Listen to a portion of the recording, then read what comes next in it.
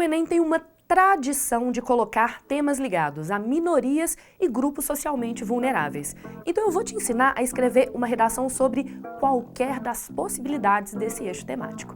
Vem comigo!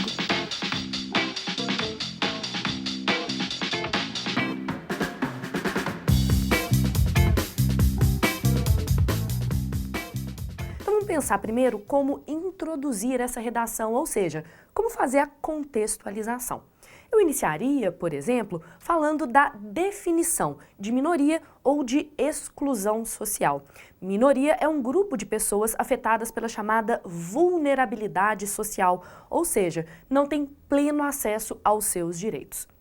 Uma outra possibilidade argumentativa é a apresentação de dados referentes às diversas minorias brasileiras, dados sobre indígenas, negros, mulheres, a população homoafetiva ou as pessoas com deficiência. Uma outra possibilidade de introdução, ou seja, de contextualização desse tema, é a citação das legislações que beneficiam essas populações vulneráveis.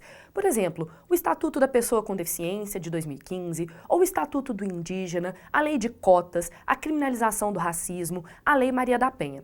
O que é importante é que você mostre que existe no Brasil uma série de leis que protegem os grupos minoritários que, no entanto, não têm sido cumpridas. Nesse sentido, eu imagino uma outra forma de introdução, que é a citação da Constituição. A nossa Constituição Cidadã de 1988 afirma no seu artigo 5º que todos são iguais perante a lei, sem distinção de qualquer natureza. É o que a gente chama de conceito de isonomia, igualdade de direitos. Se você fizer a citação da legislação ou do artigo 5º, já prepara. A tese mais adequada é a chamada tese por contraste. Apesar de haver garantias legais e constitucionais a esses grupos, elas não são necessariamente cumpridas na realidade. Uma outra ideia de introdução, e que eu gosto muito pessoalmente, é a introdução por referência à produção sociocultural. Há uma série de filmes e documentários que tematizam a questão da intolerância e do discurso de ódio. Eu destacaria 2. Existe um documentário brasileiro chamado Intolerância.doc, que foi até produzido pelo canal GNT, que vai tematizar as diferentes formas de intolerância da sociedade brasileira. Para garantir a sua sessão Netflix, você pode também assistir a um filme chamado Crash. O Crash até ganhou uns Oscars na época. Crash vai falar das diferentes formas de intolerância na cidade de Los Angeles e como é que diferentes grupos sociais se cruzam nas grandes cidades e acabam discriminando uns aos outros. Muito interessante de você fazer uma analogia com a realidade brasileira. O filme se passa nos Estados Unidos, mas algo muito parecido acontece no Brasil. Outro tipo de introdução que faz muito sucesso por aqui, a introdução por frases nominais. Você pode citar os diversos tipos de desrespeito às minorias. E o que é interessante é que você se lembre que a gente tem nomes para isso.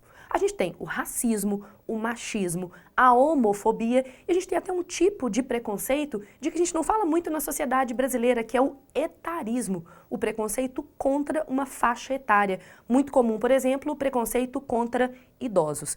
Nos últimos tempos, a gente tem discutido também a chamada gordofobia, que é o preconceito contra pessoas com obesidade e sobrepeso. Se você quiser, você também pode fazer uma introdução por exemplificação, em que você cite casos recentes que explicitaram o desrespeito às minorias no Brasil. A gente teve recentemente, por exemplo, uma série de ataques racistas a celebridades nas redes sociais. Por exemplo, a Thaís Araújo, o Lázaro Ramos e a jornalista Maria Júlia Coutinho. A gente teve também no Brasil recentemente, lamentavelmente, ataques xenofóbicos contra haitianos. Também houve ataques a centros de religiões afro-brasileiras. Isso demonstra o crescimento, a ascensão da intolerância e dos discursos de ódio no Brasil contemporâneo.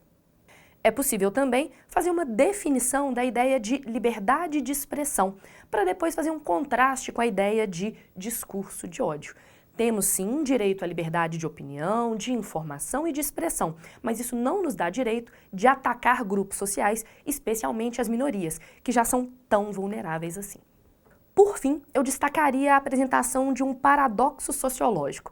O brasileiro é reconhecido, em teoria pelo menos, como um povo aberto, cordial, afetivo, tanto que existe um truque que é usar o mito do brasileiro cordial, que foi retirado lá do Sérgio Buarque de Holanda, no livro Raízes do Brasil.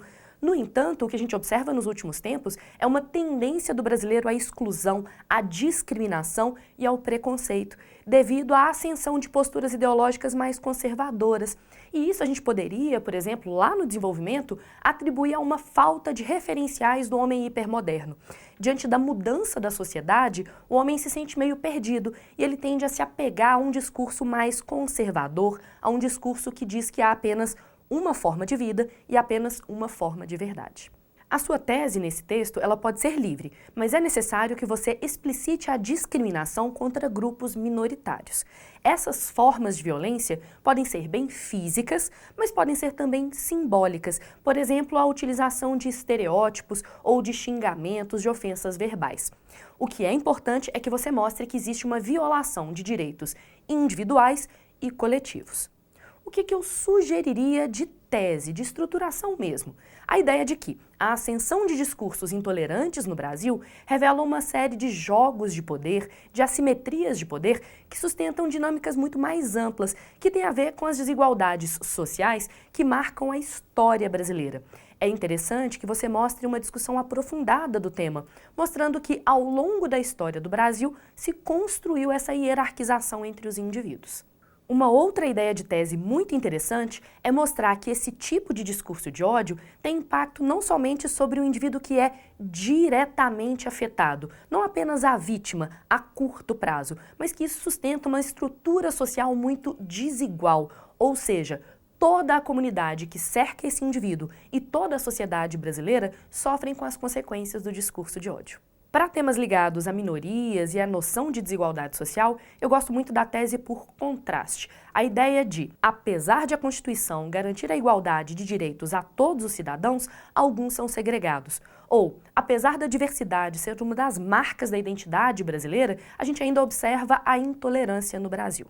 Um formato de tese que pode funcionar muito bem para este texto é a tese por responsabilização, em que a gente tenta levantar as causas do fenômeno. Uma das discussões mais interessantes na responsabilização é a ideia de que o desconhecimento dos direitos dos cidadãos e da diversidade que marca a população brasileira são os principais responsáveis pelo problema, devido à perpetuação dos chamados estereótipos. Além disso, você pode falar que o preconceito alimenta a segregação, assim como a negligência governamental no combate, porque você pode tematizar o quanto a impunidade contribui para a perpetuação dessas formas de violência, sejam elas físicas, sejam elas mais abstratas. Por fim, eu indicaria também a chamada tese por problematização, o apontamento das consequências. Você pode mostrar que a perpetuação da discriminação aprofunda a desigualdade social no Brasil, que é talvez o nosso principal problema social atual. Bom, eu sou partidária da democracia textual, ou seja, existem diferentes maneiras de escrever o seu texto. E aí isso significa que o seu texto pode ter diferentes estruturas de desenvolvimento. Neste texto, tanto encaixa o desenvolvimento por causas e consequências, avanços e manutenção de desafios, ou exemplo 1, exemplo 2. Você escolhe. Você pode pôr causas e consequências da intolerância, os avanços no combate à intolerância e quais são os desafios que foram mantidos, ou exemplo de intolerância 1, exemplo de intolerância 2. Para mim, tanto faz. Você é que tem que escolher o argumento com o qual se sente mais à vontade. Mas vamos entender quais são os argumentos que estão disponíveis? Primeiro argumento. O desconhecimento da diversidade brasileira e dos direitos das minorias geram o preconceito e a sensação de impunidade. Enquanto a gente não conhece a diversidade, a variedade brasileira, a gente acredita que existe apenas um modo de viver, apenas uma etnia, apenas uma religião. Além disso, infelizmente, a gente observa ao longo dos últimos anos uma naturalização e uma banalização da intolerância. É a ideia de banalidade do mal. Você pode usar, por exemplo, a filósofa alemã Hannah Arendt. Ela fala dessa naturalização da intolerância e como é que o indivíduo comum, um indivíduo que pode morar do lado da sua casa, é capaz de atos extremamente cruéis a partir da falta de reflexão sobre os próprios atos. Toda essa situação de naturalização e banalização tende a ser intensificada pelos discursos de ódio nas redes sociais, porque a sensação de anonimato, de ninguém está me vendo, tende a fazer o indivíduo se sentir um pouco mais impune e protegido das regras sociais. Outra discussão possível é a reação aos avanços sociais. A reação aos avanços sociais, ou seja, a inclusão e a ascensão de minorias como negros, mulheres e homossexuais, tem gerado uma reação conservadora. A gente tem um termo em língua estrangeira para isso. A gente chama de backlash conservador. Se você for escrever backlash, tem que ser entre aspas, porque é um termo de origem estrangeira, vem da língua inglesa. Então, diante da convivência com grupos sociais novos, os indivíduos tendem a tentar retroceder nesses direitos. Então, guarda aí backlash conservador ou reação conservadora. Acho que vale a pena anotar esse nome aí. Dependendo do tema que você estiver discutindo, por exemplo, os direitos da população LGBTQ+, você também pode falar da interferência da questão religiosa. É um argumento meio polêmico, mas se você acha que dá conta, ótimo. Argumento coringa. Você pode colocar isso em quase qualquer redação. O desrespeito aos direitos já garantidos na legislação e a impunidade estão muito ligados à falta de denúncia desses crimes e à falta de estrutura de atendimento às vítimas. Isso pode ser tematizado em qualquer minoria. Ou seja, não se denunciarem os casos, ou, havendo uma denúncia, não haver uma estrutura de acolhimento adequado à denúncia à vítima, perpetuam a impunidade, que é um fator intensificador dessas violências. Uma possibilidade bem interessante de argumentação é a manutenção ou a criação de estruturas políticas que sustentam discursos de intolerância. Você pode lembrar que política não é só o que é feito pelos políticos. A gente tem uma série de celebridades, formadores de opinião que reproduzem um discurso de ódio e que acabam por validar essa forma de intolerância. É uma boa estratégia para você fazer uma exemplificação. Nesse sentido, eu indicaria um documentário que se chama O Riso dos Outros, que vai tematizar como é que os comediantes brasileiros contribuem para a perpetuação dos discursos intolerantes no Brasil. Ok, Jana, falamos de discurso de ódio, falamos de intolerância, mas como é que eu resolvo isso? Quais são as suas sugestões de proposta de intervenção? Simples. A primeira delas tem a ver com representatividade. É necessário, por exemplo, que se aprovem mais políticas afirmativas, com a criação de cotas em concursos públicos, em empresas e no Congresso Nacional, dependendo do grupo social abordado, para que haja maior visibilidade dessas discussões. Os direitos dos indígenas tendem a só ser defendidos por indivíduos que estão ligados à questão indígena, assim como as questões ligadas aos negros, às mulheres, à população LGBTQ+. Então a gente pode falar da necessidade de cotas políticas e cotas na iniciativa pública e privada, de modo que esses indivíduos ocupem mais espaços e ganhem mais representatividade. Palavra importante quando a gente está falando de minoria, representatividade. Outra sugestão de proposta. O governo, por meio das secretarias de direitos humanos, por meio do Ministério dos Direitos Humanos, pode fazer campanhas de divulgação dos direitos das minorias, falar da legislação, a valorização da diversidade brasileira e o incentivo à denúncia, já que a gente problematizou a falta de denúncias no desenvolvimento. A gente tem no Brasil hoje o chamado Disque Direitos Humanos, Disque 100, que é um número dedicado ao acolhimento de denúncias de desrespeito aos direitos humanos das mais diferentes formas. Então a população precisa saber o que são as minorias, quais são os direitos das minorias e para quem denunciar, para a gente conseguir finalmente combater a impunidade, que é um dos principais fatores da intolerância e da discriminação no Brasil hoje. O MEC tem seu papel também. O Ministério da Educação, por meio das universidades, pode e deve investir na formação de professores. Qual a ideia de formação de professores? A escola é a grande formadora de cidadãos hoje. Então, a formação de professores deve enfocar o respeito às minorias e a preparação desses profissionais para combater a intolerância dentro das escolas. A gente pode lembrar, por exemplo, que o Émile Durkheim, que é um dos fundadores da sociologia, afirma que a escola é um mecanismo secundário de socialização.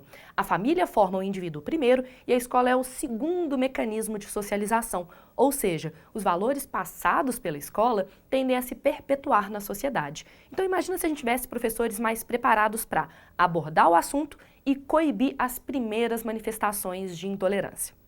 E já que a escola é um mecanismo de socialização, cabe às escolas a abordagem do tema intolerância. Imagina se elas fizessem aulas transdisciplinares, utilizando disciplinas como história, sociologia e filosofia, discutindo essas questões éticas e sociológicas, visando combater a discriminação a partir da pesquisa sobre as origens do preconceito e esclarecendo, por exemplo, os limites da liberdade de expressão e a noção de igualdade, de isonomia. A gente tem uma aula do nosso curso que fala sobre como detalhar a proposta de intervenção. Se você detalha, por exemplo, o conteúdo da proposta, isso conta como detalhamento adicional. Um dos agentes mais queridinhos dos nossos alunos, as ONGs. As ONGs podem fornecer apoio jurídico, social e psicológico às vítimas de intolerância. E também pode organizar as demandas desses indivíduos e mobilizar a sociedade para o combate à intolerância.